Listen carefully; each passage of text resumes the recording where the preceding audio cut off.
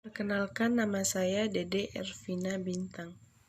Perkenalkan, nama saya Marcella Kata. Perkenalkan, nama saya Ariana Surya Citra Sendiri, jurusan Akuntansi Perpajakan. Hai, perkenalkan, nama saya Stefani Maria Panggabean. Perkenalkan, nama saya Rifalo Menurung. Saya dari Prodi Akuntansi Perpajakan AB5A. Perkenalkan, nama saya Brerina Barutarigan. Perkenalkan, nama saya Kristina Febrianti Silitonga.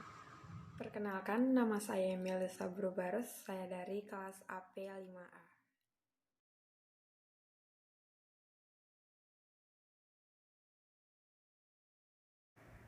Pajak penghasilan, jenis dan objek pajak yang terutang, dasar pengenaan pajak dan tarif mekanisme.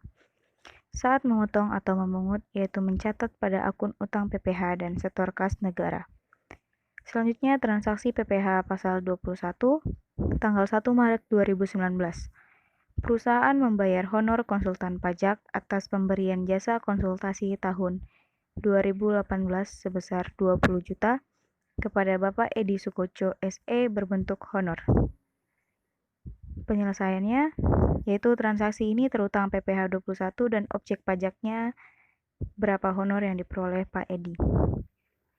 Seperti yang kita lihat, DPP 50% dikali penghasilan bruto, jadi 50% dikali 20 juta, hasilnya 10 juta.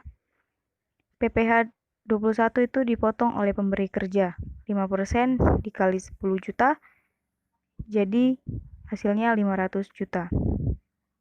Maaf, 500.000. Pencatatan transaksi atau saat membayar jasa. Beban konsultasi sebesar 20 juta di debit dan utang PPh pasal 21 dikredit sebesar 500.000. Kas atau bank di debit sebesar 19.500.000.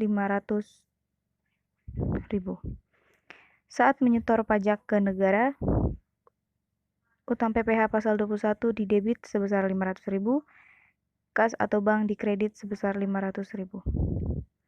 Selanjutnya transaksi PPh 22 tanggal 5 Juni 2019.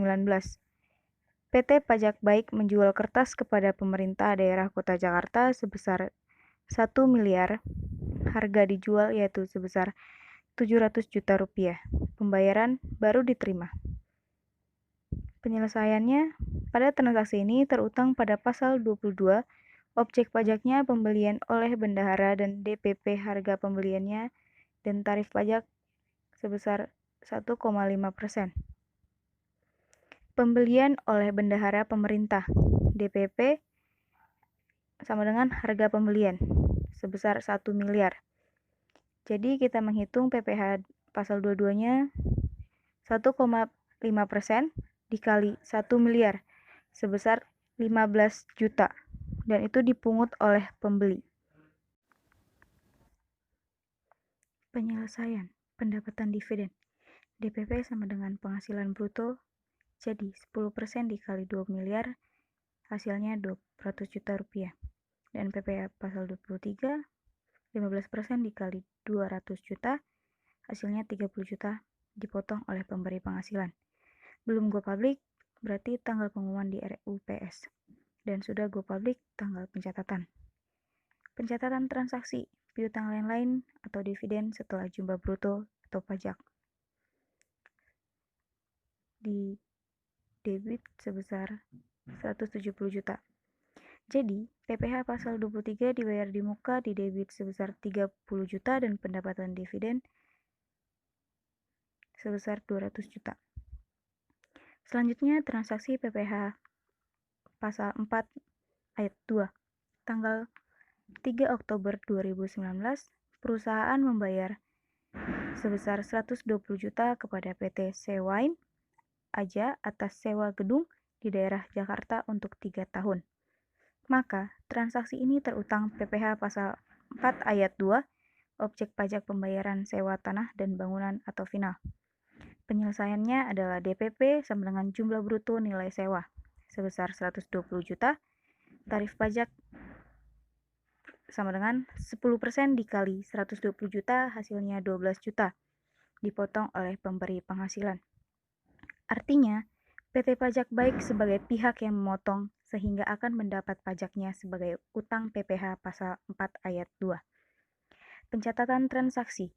Jurnal 3 Oktober 2019, beban sewa di debit sebesar 120 juta, utang PPh pasal 4 ayat 2 sebesar 12 juta, kas atau bank sebesar 108 juta.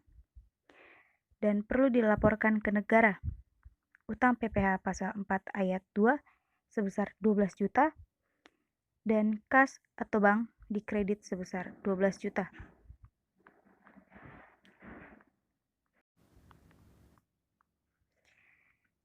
Selanjutnya pencatatan transaksi.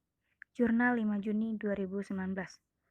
Piutang usaha di debit sebesar 1 miliar dan penjualan dikredit sebesar 1 miliar. HPP di debit sebesar 700 juta dan persediaan dikredit sebesar 700 juta. Saat pembayaran oleh bendahara, tanggal 6 Juni 2019. Kas dan bank di debit sebesar 900.085.000 rupiah. Dan PPh pasal 22 dibayar di muka sebesar 15 juta dan piutang usaha sebesar 1 miliar. Pencatatan transaksi. Kas atau bank sebesar 490 juta di debit dan PPh pasal 23 dibayar di muka 10 juta di debit dan dikredit pendapatan jasa sebesar 500 juta. Dan pada tanggal 17 September 2019, PT Pajak Baik memiliki 10% saham PT Sejahtera dan belum go public. Pada tanggal 17 September, melalui RUPS mengumumkan pembagian dividen sebesar 2 miliar. Jadi, ini termasuk tentang PPh pasal 23 dan objek pajak adalah dividen yang akan diterima oleh Pajak Baik. Jadi, PPh pasal 23 pada tanggal 10 Juli 2019, perusahaan memberikan jasa konsultasi kepada PT Semangat dengan mendapat imbalan sebesar 500 juta rupiah secara tunai. Penyelesaiannya, imbalan atas jasa konsultan, DPP sama dengan penghasilan bruto, sebesar 500 juta rupiah. Jadi PPh pasal 23-nya 25 dikali 500 juta rupiah, jadinya 10 juta rupiah dipotong oleh pemberi penghasilan. Transaksi PPh pasal 25. PT Pajak Baik adalah wajib pajak badan yang wajib membayar angsuran PPh 25 setiap bulan. Besarnya per bulan 160 juta rupiah. PPh terutang pajak sebelumnya dikurang kredit pajak 12 bulan. Pencatatan ke jurnal 10 Desember 2019 per PPh pasal 25 dibayar di muka 160 juta rupiah. Cashbank 160 juta rupiah. Pada akhir tahun pajak dihitung lagi besarnya pajak terutang, di mana sebagian telah dilunasi melalui pemotongan atau pemungutan PPh oleh pihak lain dan sebagian dibayar sendiri oleh wajib pajak melalui angsuran PPh pasal 25. Jika PPh yang sudah dipotong atau dipungut oleh pihak lain dan PPh pasal 25 yang dibayar sendiri lebih besar daripada PPh terutang, maka akan timbul PPh lebih bayar atau PPh pasal 28A. Merupakan piutang wajib pajak bagi negara, dan jika PPh terutang lebih besar dari PPh yang sudah dipotong atau dipungut oleh pihak lain dan PPh 25 yang dibayar sendiri, maka timbul PPh kurang bayar atau PPh pasal 29.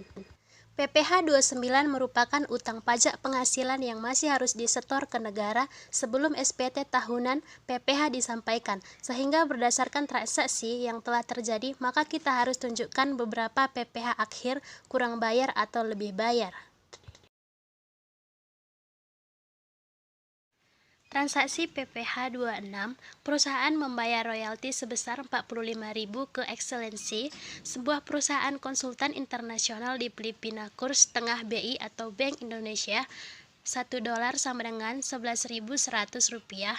Kurs Menteri Keuangan, $1 sama dengan 11.200. Karena transaksi ini menggunakan mata uang asing, kita perlu mengkonversi ke rupiah dan menggunakan kurs tengah BI atau Bank Indonesia. Dasar pengenaan pajak terutang pakai kurs Menteri Keuangan. di mana beban royalti sama dengan 45.000 dikali Rp1.000 sama dengan Rp55.500.000. DPP sama dengan $5.000 dikali Rp11.200 sama dengan Rp56 juta. Pencatatan transaksi tanggal 22 November 2019 dikali Rp56 juta. Beban royalti sama dengan Rp55.500.000. Utang PPh pasal 26 Rp11.200.000. Kas dan bank Rp43.300.000. Tanggal 10 Desember 2019, utang PPh pasal Rp11.200.000. Kas dan bank Rp11.200.000. Dari kami, terima kasih. Terima Sekian saya sampaikan. kasih. Terima kasih.